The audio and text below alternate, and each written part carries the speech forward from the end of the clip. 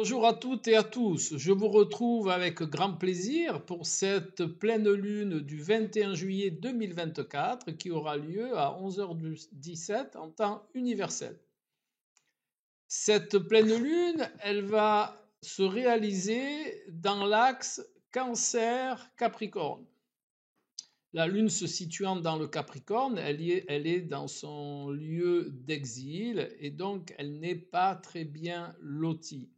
De plus, la Lune est en conjonction, vous le voyez ici, avec Pluton, signe de transmutation. Alors pour rappel, une transmutation n'est pas une transformation. Une transmutation, c'est vraiment un changement intérieur profond. Et la transformation, comme son nom l'indique, c'est un changement de forme.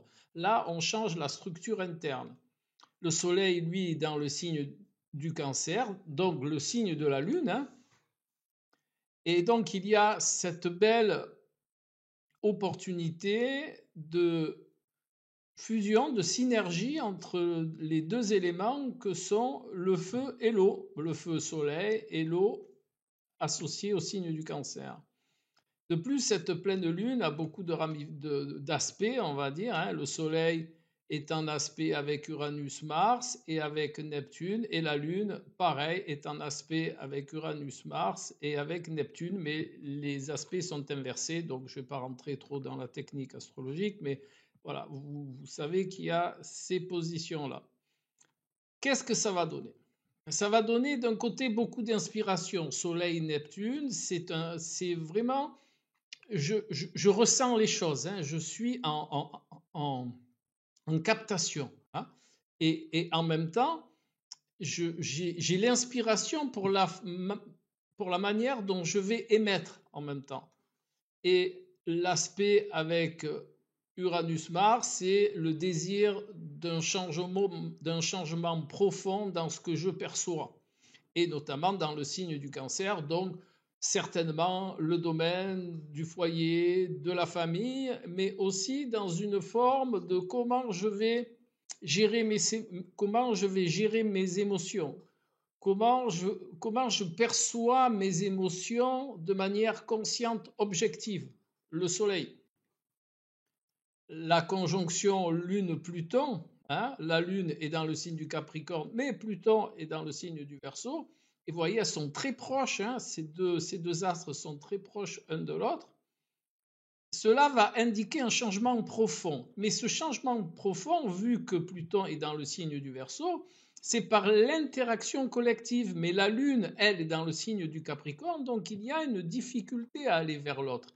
Et le nœud, je dirais, le nœud, pas le nœud lunaire, mais le nœud, l'axe, la compréhension, la quintessence de cette pleine lune, elle est là, elle est ici, là, voilà. Ça va être d'un côté le désir plutôt de m'intérioriser, une difficulté à exprimer mon émotionnel, et de l'autre côté le désir justement de l'exprimer, cette difficulté dans le collectif, de l'exprimer de manière différente dans le collectif, ce qui va totalement me transmuter intérieurement. Et bien entendu, la lumière solaire dans le signe du Cancer, qui est le signe de la Lune, eh bien, va mettre de la lumière là-dessus.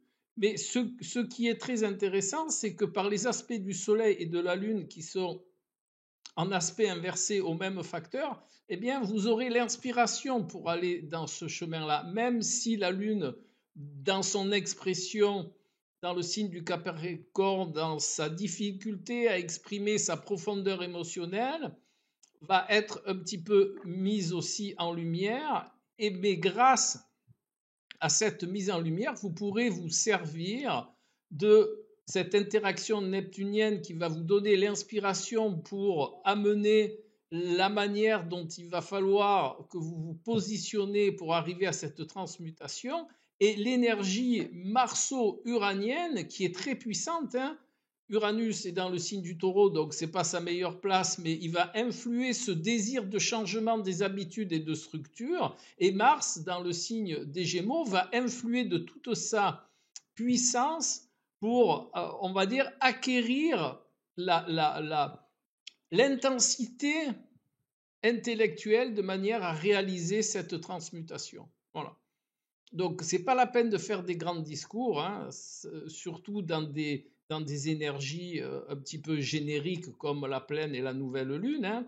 Mais quoi qu'il en soit, tout le monde va les vivre, en plus ou moins par rapport à la corrélation avec votre thème natal. N'oubliez jamais ça, que ces énergies, elles peuvent être beaucoup plus précisées, beaucoup plus en rapport avec vous, si vous les corrélez à votre thème natal. Voilà. Donc, allez, comme il y a beaucoup d'aspects, il y a beaucoup de notions, je vous refais un petit récap des conseils, des stratégies à adopter pendant cette pleine lune. Alors, première chose, vraiment se laisser habiter par ses inspirations, hein. De plus, Neptune est toujours dans le signe des poissons, hein. Donc vraiment, c'est le ressenti, c'est la perception, c'est la possibilité de connexion qui va être mise en lumière par sa relation au Soleil. Donc ça, c'est top. Ensuite, vous avez vraiment le désir d'indépendance, de vous libérer de certaines structures, certaines habitudes par la puissance qui est donnée entre Mars et Uranus, Taureau, Gémeaux, hein. Mars va insuffler vraiment au niveau du mental ce dont vous avez besoin en termes de puissance pour arriver à cette transmutation qui va se réaliser au niveau du collectif. Mais le collectif, ça peut être aussi la famille, ça peut être tout ce que vous concevez comme une famille. Vous allez chercher peut-être à exprimer cette transmutation émotionnelle par un projet commun.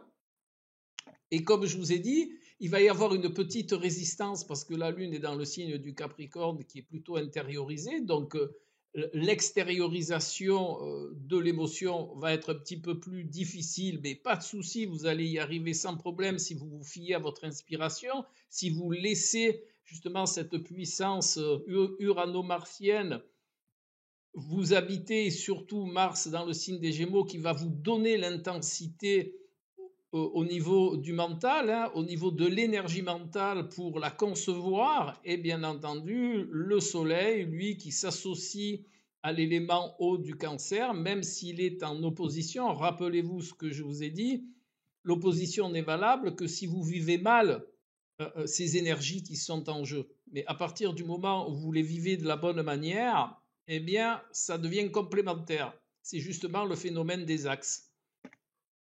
Donc, allez, si vous le désirez, vous pouvez mettre en place ces conseils et vous profiterez de la complémentarité. Et vraiment, c'est une pleine lune qui donne de belles occasions de transmutation, de belles occasions de compréhension, d'inspiration. Et tout ceci corrélé, eh bien, vous allez passer une merveilleuse pleine lune. Comme à l'habitude, petite réduction théosophique qui va nous donner, allez, je vous le donne en mille, hein, allez, hop, qui va nous donner l'arcane de la lune, hein, bien entendu. Alors c'est une belle corrélation parce que vous voyez, il y a une petite bébête dans le lac, et justement, cette bébête dans le lac est le symbole de la transmutation. Pourquoi? Parce que c'est une bête à carapace. Quand la carapace elle devient trop petite, eh bien, elle ne s'élargit pas, elle tombe. Et dessous, il y a une autre carapace qui va durcir. Et rappelez-vous, on l'a déjà eu, cette carte, rappelez-vous que le laps de temps que va mettre la carapace à durcir, eh bien, c'est un moment de vulnérabilité pour la bébête. Eh bien, il en est de même pour vous. À chaque transmutation de votre perception émotionnelle, il y a toujours un petit moment de on va dire, de sensibilité, d'hypersensibilité émotionnelle.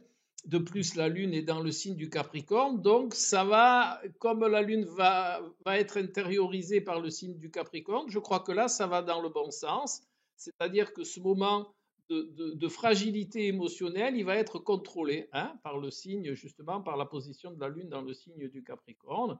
Donc, vous voyez, cette carte du tarot de Marseille est encore de bonne aloi dans cette pleine lune. Et vous savez que j'ai rajouté aussi une carte de l'Oshozen Tarot pour les pleines et nouvelles lunes. Et nous retrouvons cette belle carte qui est les vies antérieures de l'Osho Zentaro. Voilà, que vous verrez, je vais le mettre dans le, je vais le mettre, je vais les mettre en plus grand dans la vidéo. Et les vies antérieures, c'est vraiment bien en adéquation avec le phénomène lunaire, hein, puisque le signe du cancer et de par son analogie avec la lune, parle souvent de la lignée, parle souvent des us et coutumes, très intéressé par l'histoire et par le passé. Eh ben, les vies antérieures, forcément, elles font partie du passé. Alors, moi, j'ai des notions bien personnelles des vies antérieures et de leur utilité, mais quoi qu'il en soit, vous pouvez, grâce à cette carte, faire référence à votre passé pour voir justement la transmutation et voir la différence avec avant et après cette pleine lune. Voilà, vous pourrez en tirer des leçons, vous pourrez en tirer des informations. Mais de plus, il y a quelque chose d'important, c'est comme je vous ai dit tout à l'heure, la Lune et le Soleil de cette pleine Lune sont en relation avec Neptune, qui est dans le signe des Poissons. Donc, il est possible que pendant cette pleine Lune, les accès à l'inconscient collectif, hein, qui est symbolisé par Neptune en astrologie, eh bien, vous fassent percevoir certaines relations avec ce monde de l'inconscient collectif et donc qui est bien en relation avec cet arcane des vies antérieures de l'Oshozen Tarot. Voilà. Donc j'espère que tout cela vous sera très utile. Si vous désirez vous initier à l'astrologie, au symbolisme, que ce soit par le tarot de Marseille ou les oracles symboliques ou la numérologie symbolique ou la géométrie perception ésotérique, pour bien comprendre notre monde, pour bien surtout comprendre notre interaction au sein de notre existence, eh bien, vous avez mon adresse mail dans le descriptif de la vidéo. Si vous avez envie aussi de vous initier aux voies initiatiques par beaucoup d'outils et de compréhension, même chose, vous avez mon adresse mail dans le descriptif de la vidéo.